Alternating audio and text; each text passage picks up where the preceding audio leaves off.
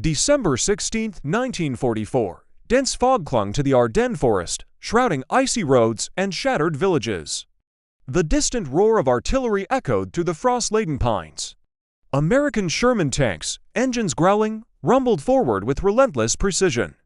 Soldiers clutched their rifles, eyes scanning for the shadows of the Wehrmacht, yet a deeper tension threaded through the ranks, the pace, the audacity, the unpredictable force behind their commander. Across the front, German officers in dimly lit command posts studied maps, their faces pale, hands trembling. One name dominated their whispers: George S. Patton, a man whose strategies seemed to anticipate every German move, whose advance would soon crush their defenses. The stage was set, and the world was about to witness an unstoppable drive. By late 1944, the Allies had pushed deep into Nazi-occupied Europe. After the success of Operation Overlord and the liberation of France, the Western Front had stabilized, but momentum was fragile. The German army, though battered, still held pockets of formidable resistance, fortified positions along rivers, and vast stockpiles of weaponry. The Allies faced the challenge of sustaining supply lines across hundreds of miles of war-torn territory. General Omar Bradley, commander of the U.S. 12th Army Group, was acutely aware of both the opportunity and the danger. The Ardennes, a dense forested region in eastern Belgium and Luxembourg, seemed an unlikely battlefield for a large-scale offensive. Yet intelligence reports indicated that German forces, exhausted but cunning, were preparing a desperate counterstroke. Bradley meticulously organized his troops, coordinating infantry, armor, and artillery, always wary of overextension. Meanwhile, General George S. Patton, commanding the U.S. Third Army, had rebuilt his forces after the breakout from Normandy. Known for his speed, aggression, and unconventional tactics, Patton had become both an asset and a source of unease among Allied commanders. While the Germans prepared to strike, the Allies prepared to respond, a high-stakes game of timing, strategy, and raw courage. The stage was set for a confrontation that would test leadership, resolve, and the very limits of armored warfare.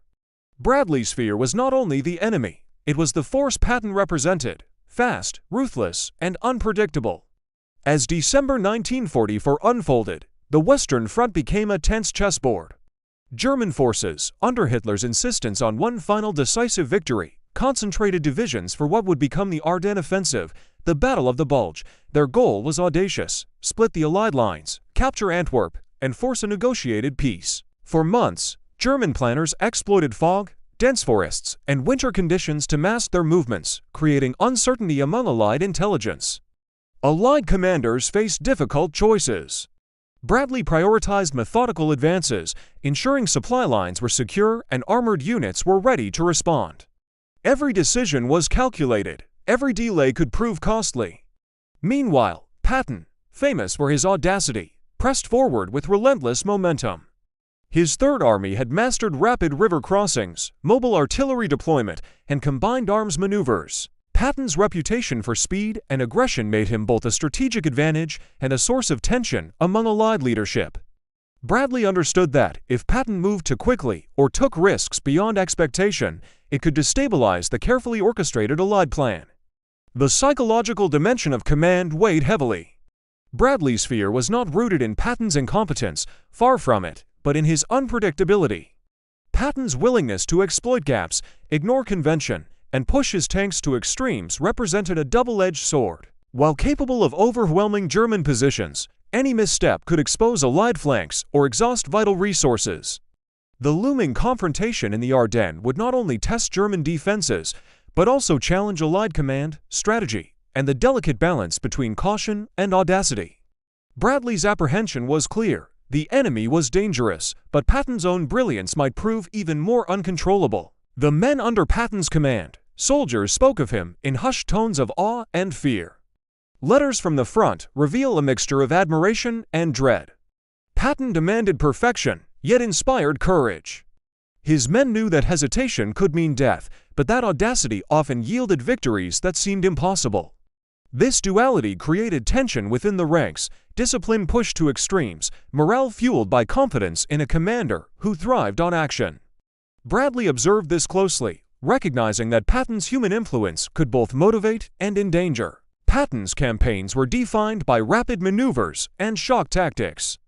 His Third Army had perfected the blitz of mechanized warfare, combining armored columns with artillery barrages and air support. In contrast, Bradley's approach was methodical, prioritizing logistical security and coordination with neighboring units. The tactical contrast between the two generals highlighted a central tension in Allied strategy: speed versus stability. Patton's advances could achieve decisive breakthroughs in hours, but any miscalculation risked exposing flanks or overextending supply lines.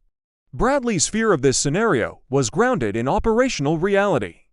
Patton's forces leveraged the latest in armored and mechanized warfare: M for Shermans equipped with upgraded 75mm guns, M10 tank destroyers, and mobile communication networks linking headquarters with forward units. The efficiency of these technologies under Patton's aggressive style magnified his impact on the battlefield.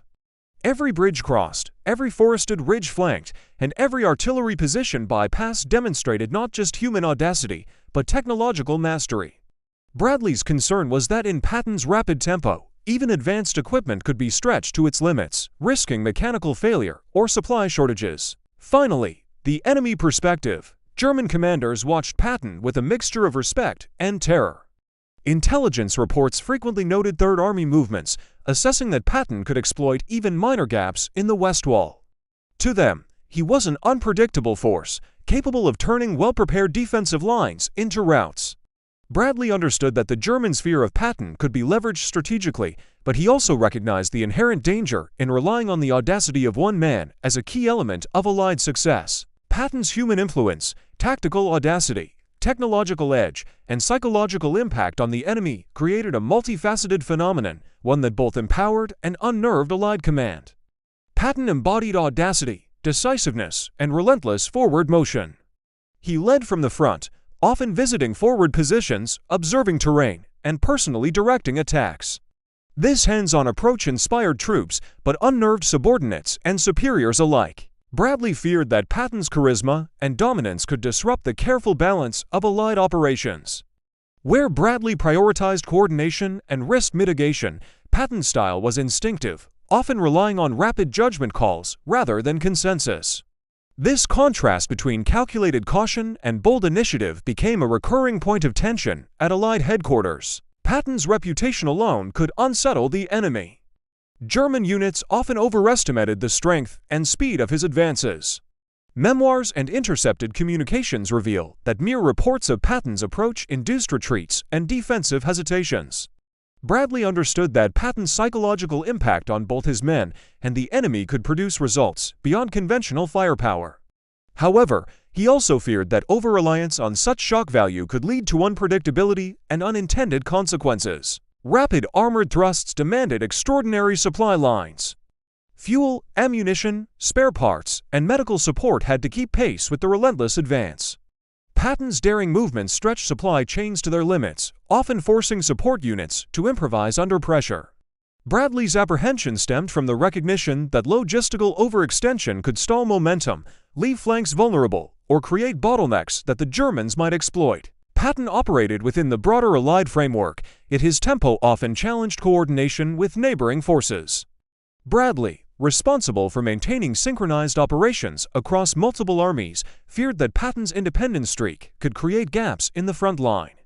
At the same time, Patton's aggressive pushes opened opportunities that slower-moving units could not achieve alone, demonstrating that risk and reward were inseparably linked in his command philosophy. December 16, 1944. The Ardennes Forest, Belgium. Darkness hung low, broken only by the occasional flare of German artillery. Patton's Third Army had been positioned to defend against the anticipated German counteroffensive, yet intelligence reports indicated a full-scale Ardennes assault was underway.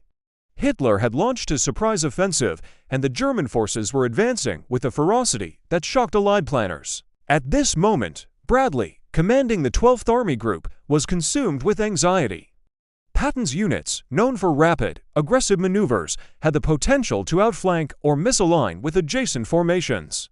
Bradley's fear was not of Patton's courage, but of the operational risk his audacity could introduce.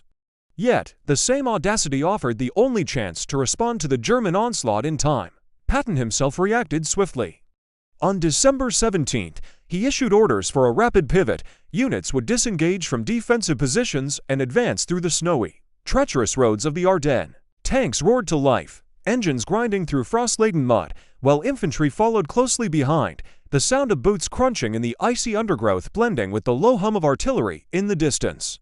By December 18th, Patton's advance became a race against time. The 4th Armored Division spearheaded the thrust, cutting through German lines with a precision that surprised both enemy and ally. Communications crackled continuously, with Patton personally coordinating movements, sometimes calling forward positions to adjust targets, resupply points, or diversionary tactics. Meanwhile, Bradley monitored the operation from his command post in Luxembourg. Reports came in rapidly. German forces were retreating under unexpected pressure. Units that had appeared entrenched were now in disorder. The speed of Patton's armored columns exceeded all forecasts. Bradley's fear intensified, not that Patton would fail, but that his rapid maneuvers could leave gaps, vulnerable flanks, and logistical bottlenecks. Every report of success carried the implicit threat of overextension. The human dimension was stark. Soldiers on the ground witnessed the disciplined chaos of Patton's command, audacious, fast-moving, and unrelenting. Troops felt exhilaration and fear simultaneously. Exhilaration at the prospect of striking decisive blows, fear of being pushed beyond the limits of endurance.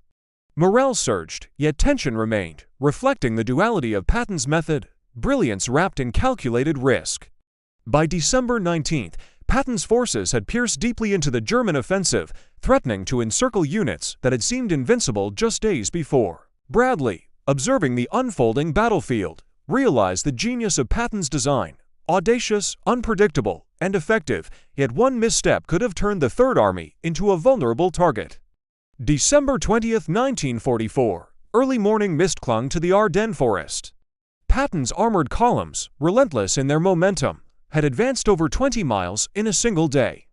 German defenses, designed to stall and fracture the Allied line, began to crumble under the unexpected speed and coordination of the U.S. assault. The 4th Armored Division struck first, rolling through villages abandoned or lightly defended, their tanks firing with lethal precision.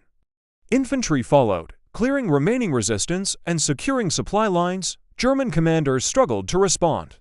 Panicked radio transmissions revealed confusion. Units were isolated, communication disrupted, and their counterattacks fragmented. Patton's brilliance lay in timing and audacity.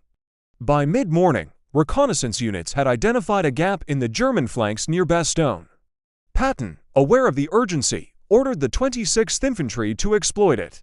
Tanks moved through narrow, snow-packed roads, artillery provided suppressive fire, and engineers cleared obstacles in real time. Coordination was seamless, almost mechanical, yet driven by Patton's personal command philosophy, speed and surprise above all. Meanwhile, Bradley watched from Luxembourg, a mix of anxiety and awe evident on his face. He feared the potential consequences of Patton's rapid advance, logistical strain, overextension, even friendly fire incidents. Yet the effectiveness of the operation was undeniable.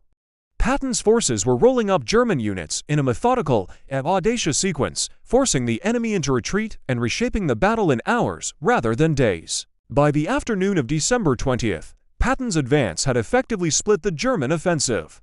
Units that had threatened to encircle Allied forces now found themselves cut off, demoralized, and retreating. Artillery barrages pounded remaining resistance, while fighter bombers from the 9th Air Force exploited open corridors, further decimating enemy positions. The human cost was immense. Soldiers endured freezing temperatures, exhaustion, and relentless combat. Yet morale soared as they witnessed the rapid collapse of German defenses. Letters later recalled the mixture of terror and exhilaration, fear of the enemy, fear of overextension, but above all, awe at Patton's commanding presence and decisive action. By nightfall, the Ardennes counteroffensive had begun to collapse. Patton's daring maneuvers had not only relieved encircled Allied units, but had irreversibly shifted the momentum of the Battle of the Bulge. Bradley's fear, the very fear of Patton's unrelenting drive, had been justified, yet the result was a decisive victory. The battlefield quieted, smoke rising over shattered villages and frozen roads. Patton's audacity had crushed the German offensive in record time. The stage was set for the aftermath, where strategic consequences, casualty reports, and the broader implications of this extraordinary maneuver would reshape both Allied and German calculations for the remainder of the war. The morning after Patton's relentless drive, the Ardennes landscape was a frozen tableau of devastation. Villages lay in ruins, roads cratered from artillery, and shattered German vehicles littered the snow-covered countryside.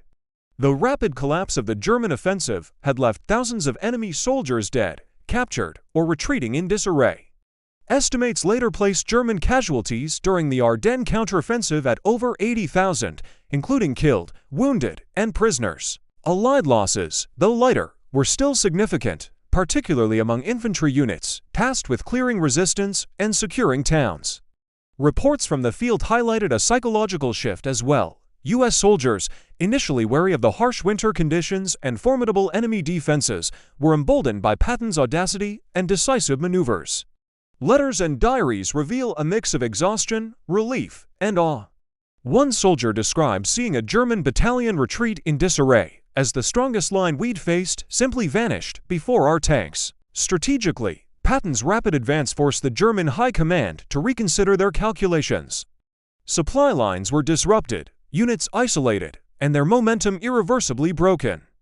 German communications noted a rare admission of fear. The American drive under Patton is more dangerous than we anticipated. It threatens to collapse the entire front. Even General Bradley, who had long feared Patton's boldness, recognized the result. Speed, coordination, and daring had transformed a potential disaster into a stunning operational success. This decisive action did more than repel an offensive. It reshaped the tactical and psychological landscape of the Western Front. The Allies regained the initiative, while the Germans faced a stark and immediate reality. Their final offensive in the Ardennes had failed spectacularly. The implications of Patton's advance extended far beyond the immediate battlefield.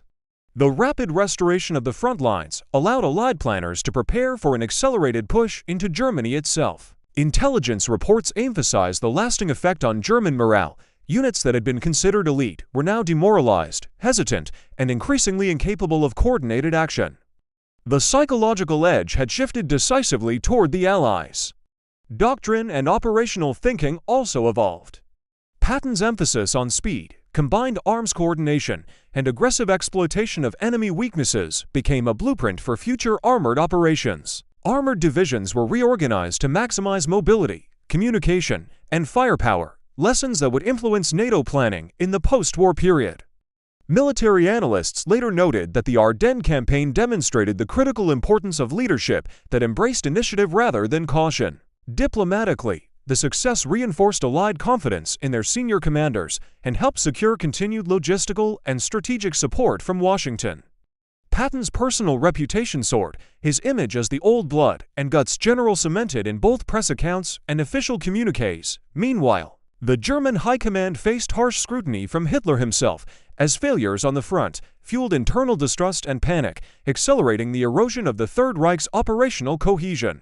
The Ardennes would remain a case study in how leadership, daring maneuver, and the psychological impact of rapid offensive action could determine not only the outcome of a single battle, but the trajectory of an entire campaign. The lessons were clear. In war, boldness could achieve what caution never would. Patton's Ardennes offensive reveals the profound influence of leadership in war. While tanks, artillery, and soldiers shape battles, the character of a commander can define the tempo, morale, and outcome. Patton's audacity forced both allies and enemies to react, exposing hesitation, weakness, and opportunity alike. It underscores how fear and respect, born from decisive action, can ripple through entire armies and alter the course of a campaign.